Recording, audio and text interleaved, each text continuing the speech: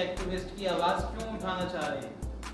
मैं Imran Mintu social activist हूँ और जैसा कि अभी आपने देखा है कि हमारे स्टूडेंट जो हैं सोशल एक्टिविस्ट उनको जेल में डाला जा रहा है, तो मैं इसकी एक बात यही कहूँगा कि वो एक कौन कौन लोग हैं वो आमिर मिंटू, फरहान ज़ुबैरी, और वो कहते हैं ना कि हम उफ भी करते हैं तो हो जाते हैं बदनाम, हम उफ भी करते हैं तो हो जाते हैं बदनाम, और वो कत्ल भी करते हैं चर्चे नहीं होते। जैसा कि आप देखें सोशल एक्टिविस्ट को तो जेल में डाला आ रहा है और जो क्रिमिनल हैं वो छुट्टे घूम रहे हैं। जैसे विकास दुबे को अभी आप देखें तो जिसके खिलाफ 60 केसेस हैं उस पर ना ही NSA लगी है और 50 घंटे हो गए अभी तक उसको अरेस्ट भी नहीं करा गया। तो कहीं ना कहीं ये बहुत गलत है, जल्दी से जल्दी उसे पुलिस अरेस्ट करे। जब हमारा स्टूडेंट आवाज़ उठाता है तो उसको पुलिस NSA लगा के जेल में डाल देती है, क्योंकि जबकि आर्टिकल 19 ये कहता है राइट टू स्पीच। मेरी अपील यही है सरकार से जल्दी विकास दुबे को अरेस्ट करा जाए।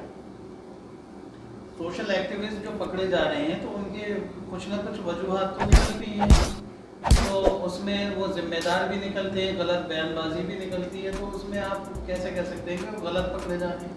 नहीं, आर्टिकल 19 जो होता है राइट टू स्पीच है, ठीक है। बात ये स्टूडेंट को जेल में डालने का मतलब ये उसका कैरियर फ्लॉप होना, कैरियर ख़त्म होना।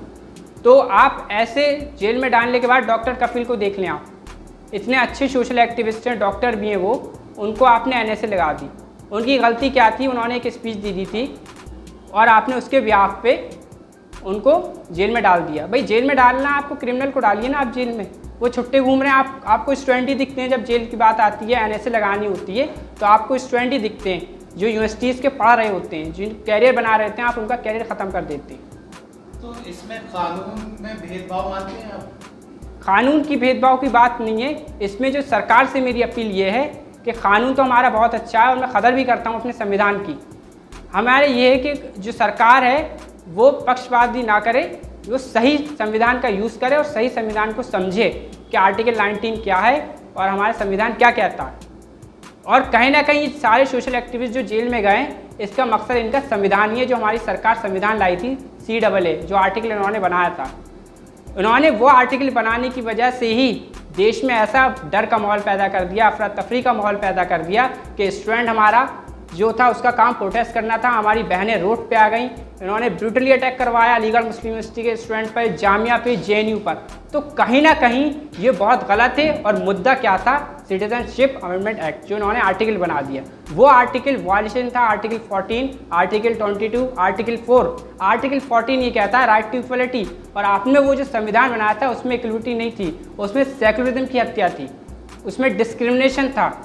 भाई एक आप ऐसा संविधान बना देते हो जिसमें डिस्क्रिमिनेशन होता है, और अकॉर्डिंग टू इस्लाम और अकॉर्डिंग टू लॉ हमें राइट आर्टिकल 19 में फिर दोहराऊंगा कि वो ये कहता है कि आप आवाज़ उठा सकते हो, आप आवाज़ उठा सकते हो। और कोई संविधान बनाया सरकार ने उसके खिलाफ, आपका ये तो तानाशाही है, बिल्कुल इसको मैं तानाशाही मानता हूँ कि जो बोले उसे फ़ौरन जेल में डालो।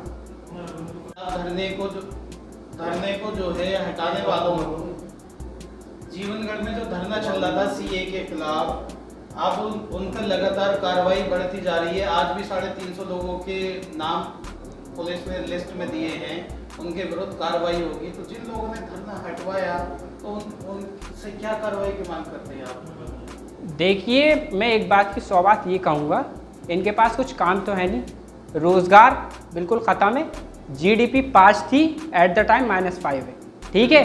तो इनका शुरू से ये ऐसे संविधान लाते हैं जिसमें लोग अपने ट्रैक से हट जाएं, लोग परेशान हो जाएं और वो एम्प्लॉयमेंट की तरफ गौर ना करें।